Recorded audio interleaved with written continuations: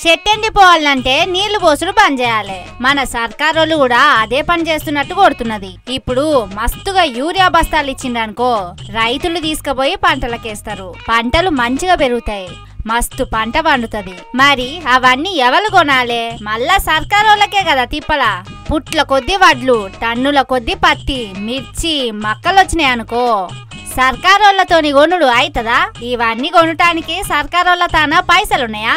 అందుకే ఇప్పుడే యూరియా బంద్ పెడితే దిగుబడి తక్కువ వస్తది, కొనే పని ఉండది, వడ్లకు బోనస్ ఇచ్చే పని ఉండది, పైసలు మిగులుతాయి, అవి వేరే కాడ పనికొస్తాయి. అందుకే కావాలనే యూరియాను ఆలస్యం చేస్తున్నారట.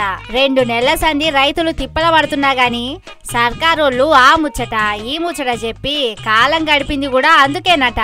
కానీ రేవంతన్ సారు ఏవన్న ప్లానింగ్ వేసిండు అనుల్లా ఢిల్లీలున్నోళ్ళ మీద పెట్టి రైతులను ఆగం పట్టించిండు.